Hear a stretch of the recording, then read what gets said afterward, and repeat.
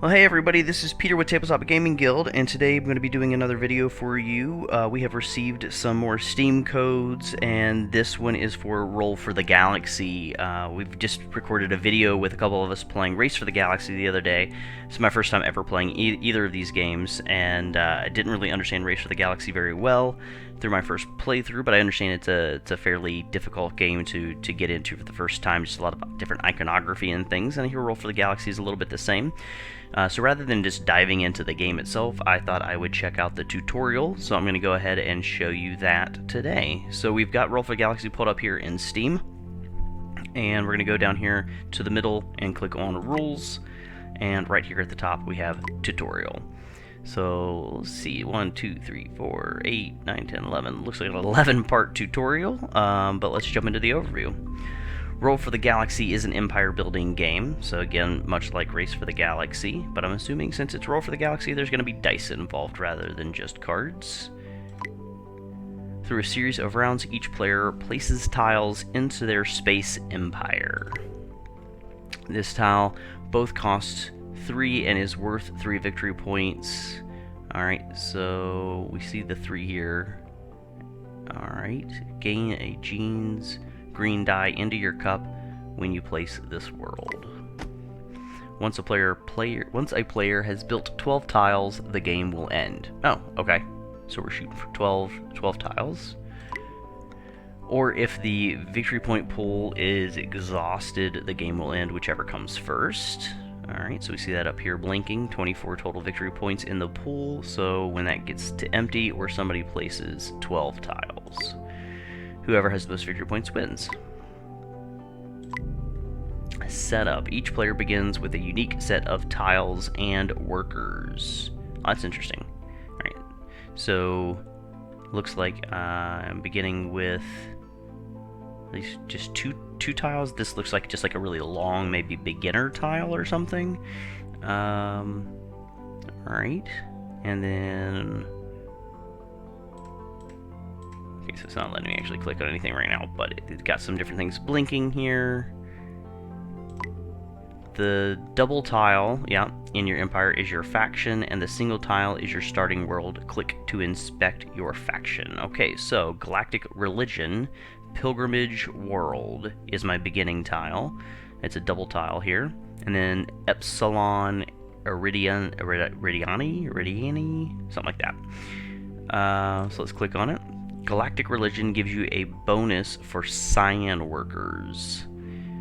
Alright, you can see that probably down here, where it's just got the little person waving and then a cyan or blue cube. And develop plus $1 for each novelty cyan die in your citizenry at the end of this phase. Gain a novelty cyan good on this world at the start of the game. Okay, so we'll start the game with the bonus one there. Alright, click an opponent summary to see their faction. Okay, looks like it's got our opponents up here at the top. Again, blinking, they've got the Genetics Lab, the last of the Narsh, and they're on New Sparta. Your opponent may want to focus on green workers. Produce +2 for each. $2 for each good represented by the Gene's green die at the end of this phase. Gain a Gene's green die into your citizenry at the start of the game. Okay, each player starts with 2 white workers in their citizenry and 3 white workers in their cup. Okay, and any workers their starting faction and world provide. Alright, so yeah, so finally each player starts with 1 credit. So I see the 1 credit. Okay, blinking at me there. Your unique setup may help you determine a strategy. The construction area is where you will get new tiles to later place into your empire. During setup, all players draw 2 starting tiles. Each tile has a development and a world side.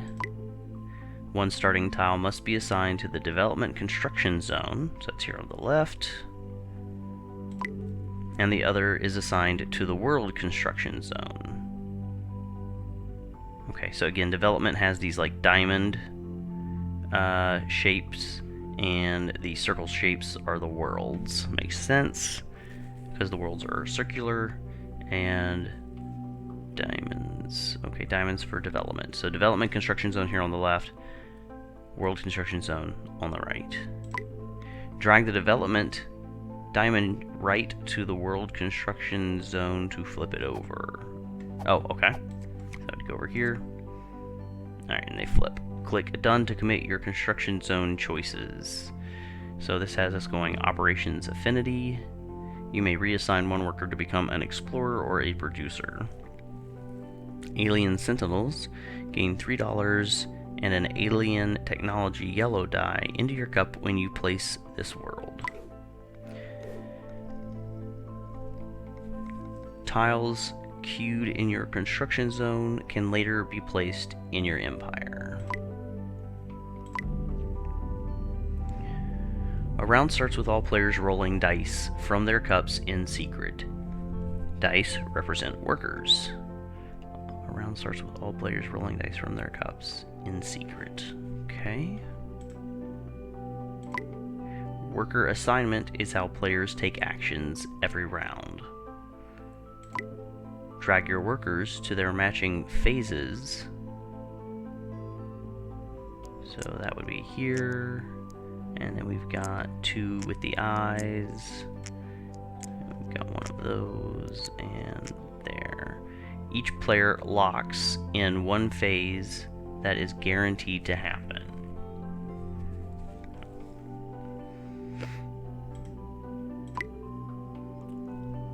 Lock in the settle phase, the circular phase settle, by dragging any of your workers to the settle lock.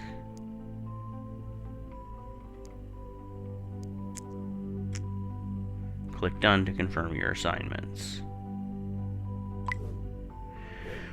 Worker assignments are revealed simultaneously, including which phases have been locked in.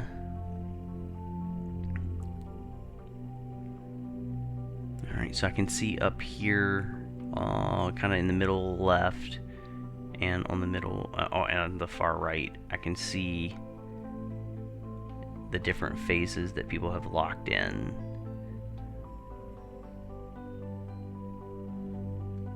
I still don't know what all the iconography means specifically, but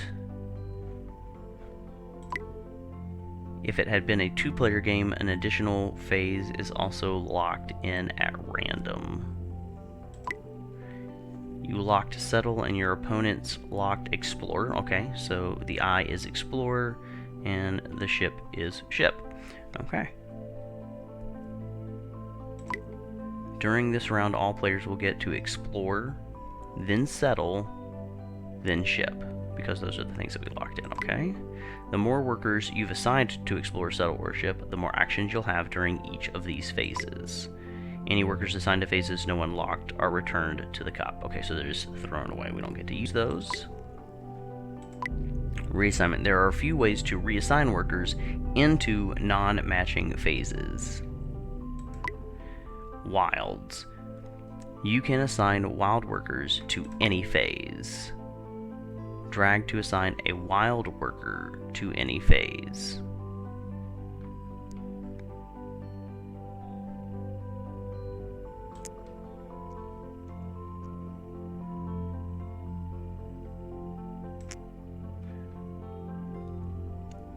Tile powers. It looks like you also have a reassign power in your empire. Click Galactic Influence 3 to zoom in. You may reassign one worker to any phase.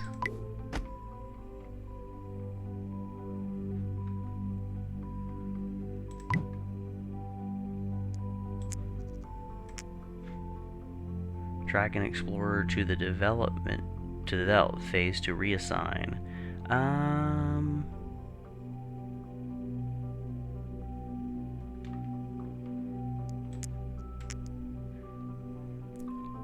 3. Lock. The locked die does not have to match its phase. Lock any phase with a non-matching die.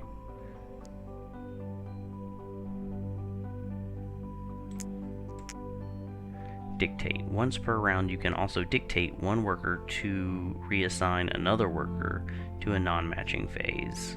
What? Okay. Alright. Dictate. Once per round, you can also dictate one worker to reassign another worker to a non-matching phase.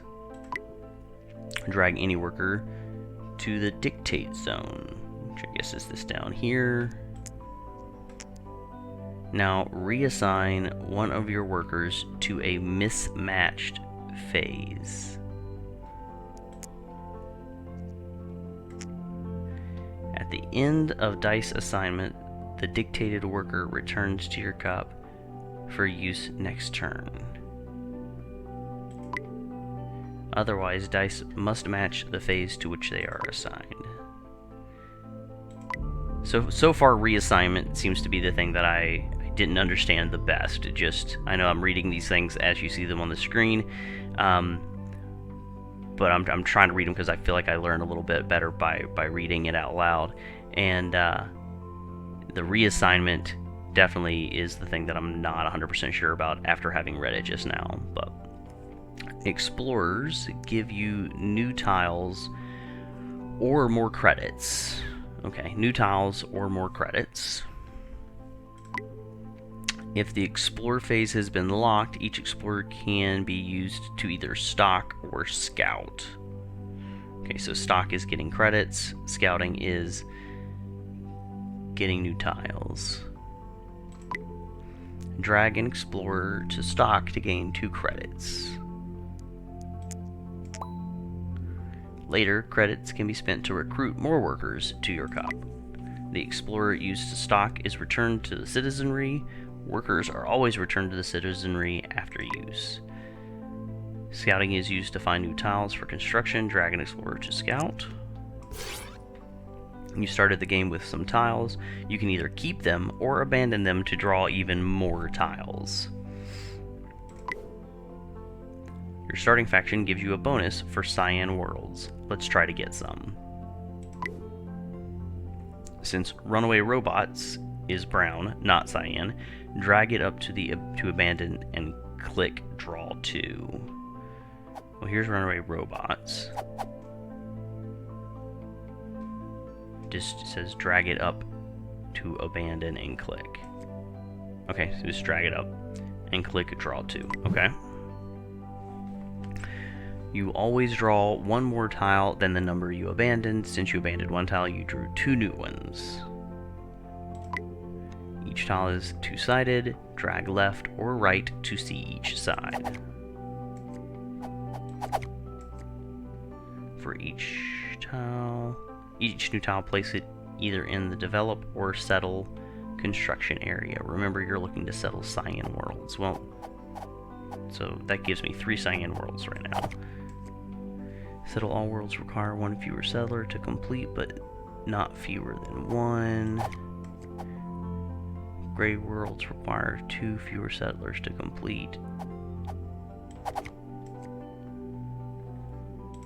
Okay, new tiles are always placed at the bottom of the construction stack. Developers are spent towards development tiles. These diamond tiles will be placed from your construction zone into your empire. Developments are technologies with powers that may help you during specific phases. Developments cost between 1 and 6. This number represents both the cost and the victory points value of the tile. Drag a developer to the right to pay for advanced logistics and click place. You've built advanced logistics into your empire. 6 cost developments, 6 plus are expensive, but give additional victory points. So we've done a galactic exchange, gives us 4 extra victory points. Plus 1 victory point for each different color of dice you own. When completing each world, put 1 or 2 of the settlers used into your cup instead of your citizenry.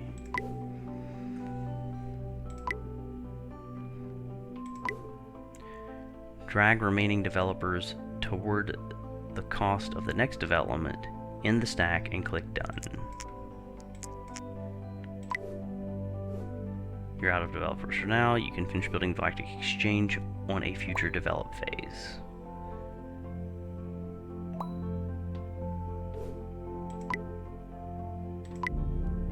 Settlers are spent toward world tiles. These circle tiles will be placed from your construction zone into your empire. Worlds often provide new workers. Spice World adds 1 new worker, cyan, into your cup when you place it. Drag settlers to pay for spice to then click place. Settle Comet Zone 3 and click place.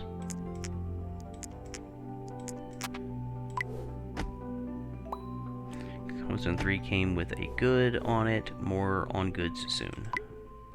Generally, worlds give a one-time bonus immediately when settling them. Producers. Producers become goods on production worlds. Producers become goods on production worlds. You'll want to earn credits and victory points throughout the game. Do this by creating a production engine. During the produce phase, 1 good can be placed on each empty production world for every producer. During the produce phase, 1 good can be placed on each empty production world for every producer. You have 2 producers, but only room for 1 good. Unused workers are always returned to your cup. Drag to allocate a producer to become a good and click Done.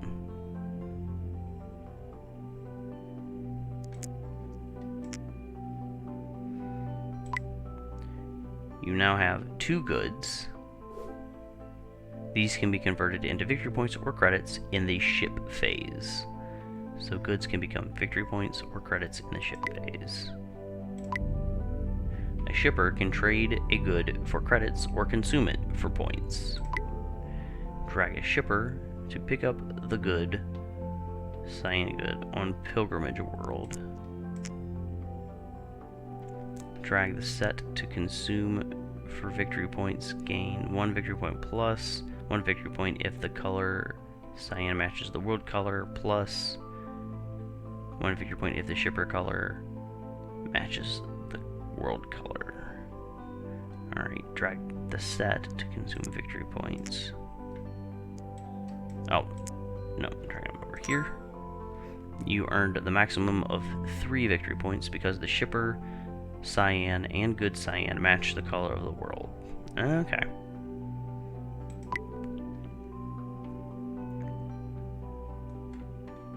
If one of the workers had been purple, you would still have 3 victory points. Purple shippers match any color. Oh, okay.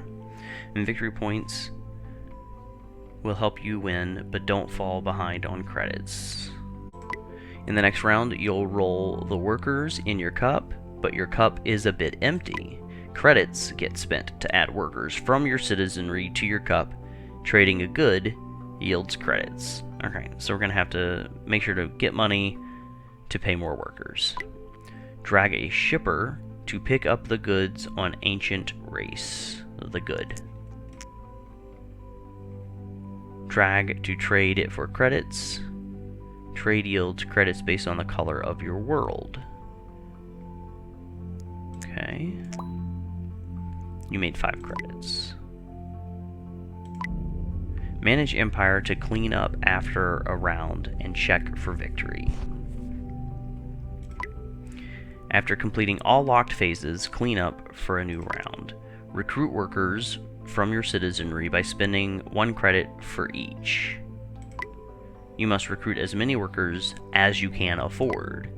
Since you have 6 credits, drag 6 workers up to recruit. Is there a way to drag multiples? It doesn't look like it. Okay, so 1, 2, 3, 4, 5, 6. You may also recall workers to return them to your cup. There's a standard worker on that 6 cost development. which is too expensive to build this early. Click to inspect the construction area.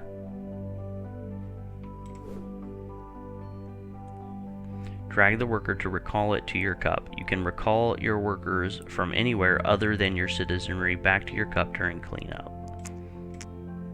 Anytime your credits hit 0, gain 1 credit. Click done to finish double check.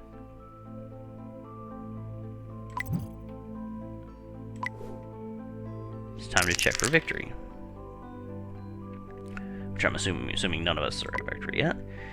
If any player has 12 tiles in play, or if the victory pool is depleted, the game is over and victory points are scored. Since this is not the case, it's on to the next round. You have completed the tutorial. Okay, so I think I have a general idea of the game, so I'm going to go ahead and call this video quits. Having gone through the tutorial, I definitely understand it a little better than I did the Race for the Galaxy review playthrough that we did the other day. But I am going to now hopefully record a playthrough of a game, and we'll see how that goes.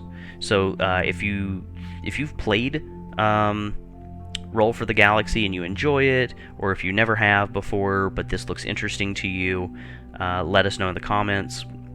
We can talk a little bit more about it. I know some of the other guys have played both Race and Roll for the Galaxy more than I have, so they'll probably have a little bit more to say in the comments if you have any questions.